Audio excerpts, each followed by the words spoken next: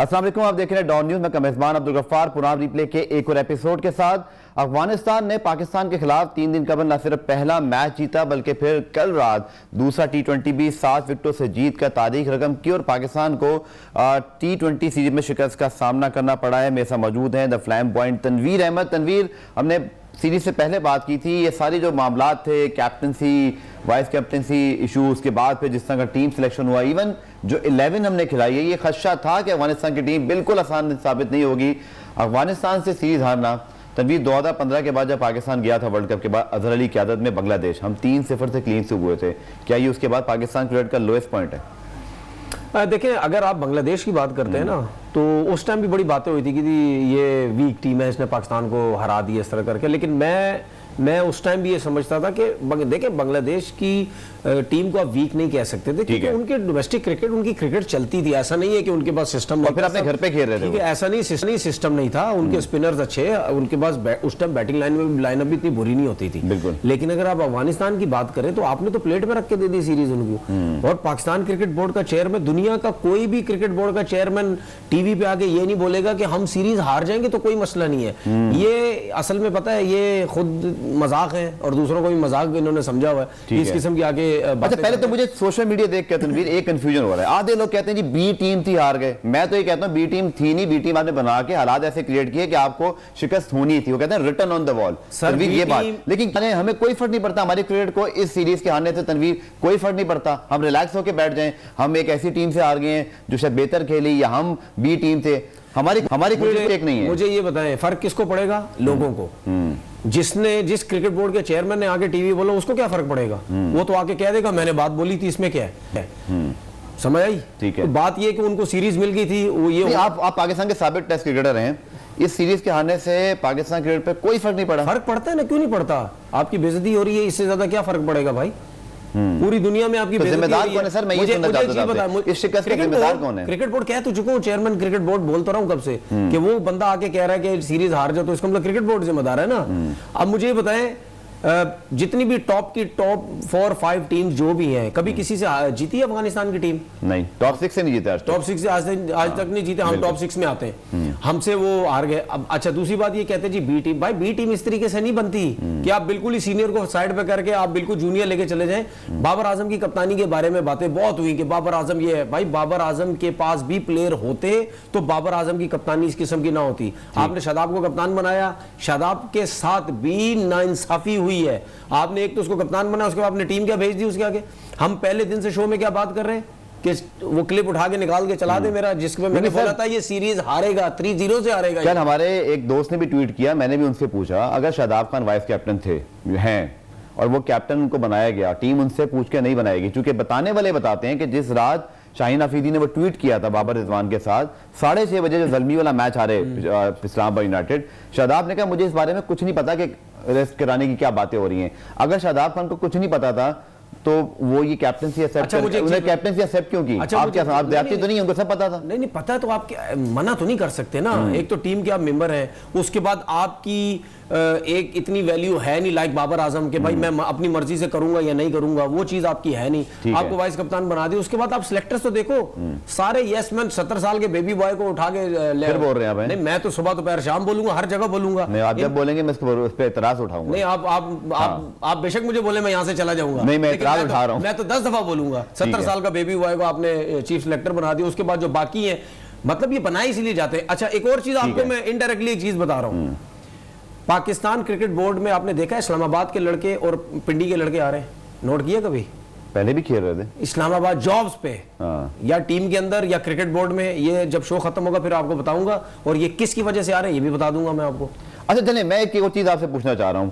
आपने अपने current captain Babar Azam, और कोच तो कोई है नहीं, ये सबसे बड़ा आलिम है जिसके ऊपर प्लीज आप भी बता दें, आपने कैप्टन क्लियरली नजर आ रहा था कि कैप्टन बाबर आजम को या शाहीन को या बाबर रिजवान को इस बारे में कॉन्फिडेंट में नहीं लिया गया था। जब आप अपने करंट सेटअप को बाईपास करके इस तरह के डिसीजन करेंगे तो सर ऐसे ही नतीजा सामने आएगा ना। आप देखें टीम कहीं ना तो कोई फाइटिंग स्पिरिट है, ना कोई लग रहा था जैसे कोई स्टेक है, ना कोई मुझे प्लेयर्स के अंदर वो जो एक हमारी फाइटिंग वसीम वकार शेब और आप जैसे जो क्रिकेटर्स थे, ये तो आंखों में आंखें डाल खेला करते थे, कोई बॉडी लैंग्वेज नहीं। बात सुने, हमारे लोग वो क्या, ये जो अभी अफगानिस्तान में जो हमारी स्पेशल बैटिंग लाइनअप जो लेके गए हैं, हमारे लोग यार, ये मैं इसीलिए तो हैरान होता हूं अपने क्रिकेटर्स के ऊपर जो इन लड़कों को सपोर्ट कर रहे हैं, क्रिकेट खेले हुए हैं। ऐसी क्रिकेट का कोई फायदा नहीं है।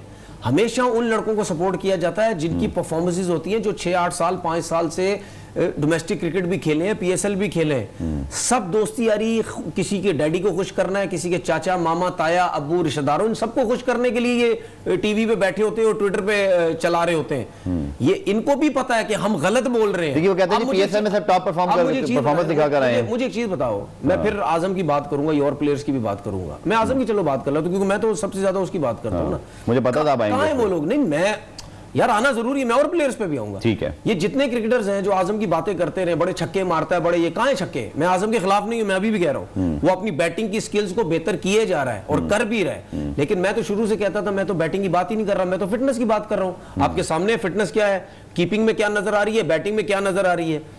और उसके बाद में हमने पीएसएल में बैठ के क्या आजम के बारे में बात की थी कि तगड़ी बॉलिंग लाइनअप के खिलाफ या अच्छा स्पिनर है, ये कुछ भी नहीं करेगा।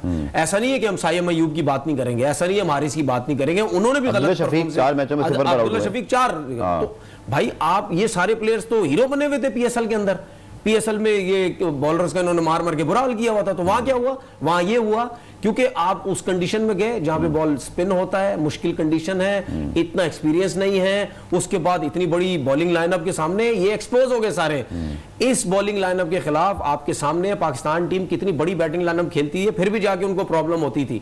तो आपने बिल्कुल ऐसे उनको सामने रख दिया कि आओ जी हलवा खाओ तो निकलो, कोई पूछने वाला नहीं है, समझ रहे हो? तो ये आपने कर दिया उनके साथ। ऐसे हालात हैं। स्पेशली अगर मैं आपसे पूछूं, इसमें मैं आपको बताऊं, इसमें शादाब का कोई कसूर नहीं है, इसमें प्लेयर्स का भी नहीं है सर, हेड कोच का कोई कसूर नहीं है, प्लेयर्स का, देखिए प्लेयर्स का भी नहीं है। लेकिन मैं प्लेयर्स का, जिन्होंने फैसले लिए वो कसूरवार, मैं प्लेयर्स का फिर भी थोड़ा बहुत ये बोलूंगा कि भाई अगर आपको अपॉर्चुनिटी मिली थी, आप, मैं ये नहीं कहता आप पिंडी वाली इनिंग खेलें जाके, आप ऐसी परफॉर्मेंसेस तो दिखाएं, 2 छक्के मार दें, 3 छक्के मार दें, कुछ ऐसा दिखाएं कि हाँ यार। अब मुझे जी अहमद वसीम ने क्या किया कल, 64 रन की इनिंग खेली, कितना सेंसिबल तरीके से वो इनिंग खेला, 64 करके चला गया। 130-31 में टाइम लिया, 64 निकालो। अच्छा टाइम लिया, बॉल भी कम थे, आई थिंक 57 बॉल 64 रन थे। ठीक है, उसने टाइम लिया और उसने परफॉर्मेंस दे दी। तो बाकी क्यों नहीं कर सकते? इसका मतलब इस पिच में इतनी मुश्किल नहीं थी। अगर बहुत मुश्किल होती तो माद भी कुछ नहीं करते। चलिए दूसरा सवाल, शादाब की कैप्टनसी के ऊपर बड़े मुझे सवालात आपसे पूछने हैं। एक तो ये कि आप देखें कि जिन विकेटों पर स्पिनर्स परफॉर्म कर रहे हैं अफगानिस्तान की या फास्ट बॉलर्स, हमारा में इंपैक्ट नजर नहीं आ रहा। फिर जो नसीम शाह को 19 ओवर जिस अंदाज से दिया गया, जबकि जमान खान ज्यादा अच्छी बॉलिंग करते हैं, ऐसे लग रहा है रिसोर्सेज सही तरह यूटिलाइज नहीं थी, या मुझे क्लियरली तस्वीर ऐसा नजर आ रहा था जैसे शादाब इस कैप्टनसी के चैलेंज के लिए तैयार नहीं थे। मुझे उनका होमवर्क दिखाई नहीं दिया कहीं भी। ऐसे लगता जो वो कहते हैं ना इंग्लिश की बात, मुहावरा है गोइंग विद द विंड, मतलब जो हो रहा है सो हो रहा है। मुझे कोई थॉट प्रोसेस दिखाई नहीं दे रहा था कि कहाँ फील्ड प्लेसिंग्स हैं, कैसे प्रेशर डालना है, रन्स कब रोकने हैं, किस बॉलर कब लाना है। इमाद वसीम ने एक ओवर किया, इसी तरह एहसानुल्लाह एक ओवर करके चले जाते हैं, फिर 19 ओवर नसीम शाह करते हैं। कोई क्लियर प्लान नहीं था बॉलर कैप्टन का। आपने शादाब की कैप्टनसी अगेन जिन हालात में मिली, बट डिसीजन तो आप लेते हैं ना अच्छे, मुझे तो बहुत उसमें कमी दिखाई दी। आपको भी ऐसा लगता है?